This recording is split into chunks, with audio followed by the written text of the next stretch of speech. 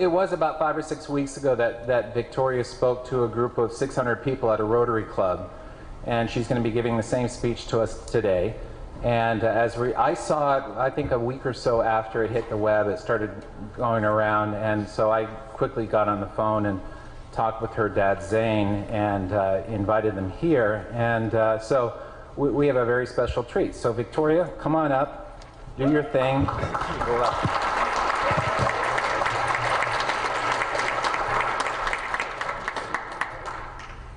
Have you ever wondered why Canada is in debt?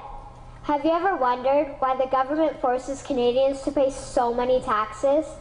Have you ever wondered why the bankers from the largest private banks are becoming wealthier and the rest of us are not?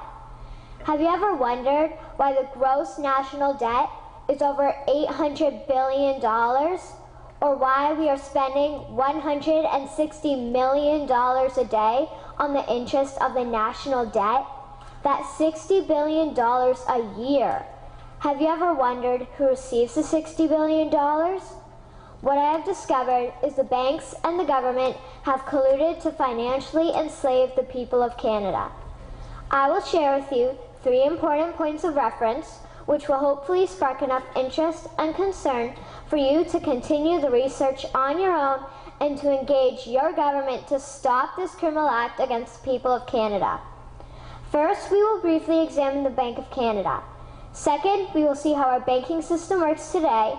And lastly, I will offer a viable solution that we can petition our government to implement. A very little known figure in Canadian history is J.O. McGeer. He was a lawyer, Member of Parliament, and Mayor of Vancouver. His contribution to Canada is probably the greatest in our history. He championed the creation of the National Bank of Canada, whose sole purpose is to create and manage Canada's money. It was formed on July 3, 1934, and owned by all Canadians. Until the 1970s, because of the Bank of Canada, Canada's national debt was held at a constant, manageable level, until the government decided to implement what we now have as our modern-day banking system that is robbing the Canadian people. So how are they robbing us? Allow me to explain how our private banks and government work today. First, the Canadian government borrows money from the private banks. They then lend the debt-based money to Canada with compounded interest. The government then continues to increase taxation of Canadians year after year in order to pay back the interest on the exponentially growing national debt.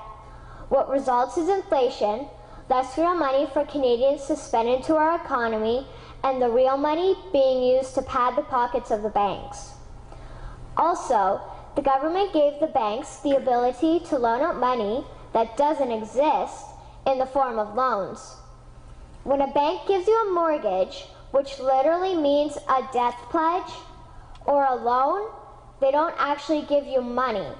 They click a key on a computer and generate the fake money out of thin air. They don't actually have it in their bank vaults. Presently, the banks only have $4 billion on reserve, but they have loaned out over $1.5 trillion. To quote Graham Towers, each and every time a bank makes a loan, a new bank credit is created.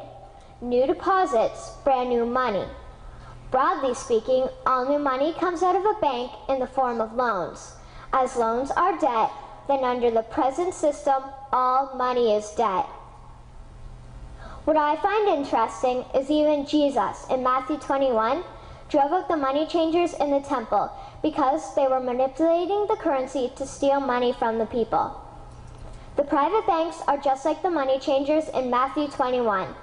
They are defrauding and robbing the people of Canada, thus their freedom, and they need to be stopped. How should the banking system work? In an infamous interview, Mr. McGeer asked Mr. Towers, "Can you tell me why a government with power to create money should give that power away to a private monopoly and then borrow that which Parliament can create itself back at interest to the point of national bankruptcy?" Mr. Towers replied, "If Parliament wants to change the form of operating the banking system, then certainly that is within the powers of Parliament. In other words, if the Canadian government needs money, they can borrow it directly from the Bank of Canada. The people would then pay fair taxes to repay the Bank of Canada. This tax money would in turn get injected back into our economic infrastructure, and the debt would be wiped out. Canadians would again prosper with real money as the foundation of our economic structure and not debt money. Regarding the debt money owed to the private banks, such as the Royal Bank, we would simply have the Bank of Canada print the money owing, hand it over to the private banks, and then clear the debt with the Bank of Canada. And yes, we have the power and lawful right to do so. In conclusion, it has become painfully obvious, even for me, a 12-year-old Canadian, that we are being defrauded and robbed by the banking system and a complicit government. What will we do to stop this crime? What will we do to ensure that the next generation will live free and clear of the debt-based economy that enslaves them to the banks? Margaret Mead said the following, and I hope that all of you remember this. Never doubt that a small group of people can change the world. Indeed, it is the only thing that ever has. Thank you.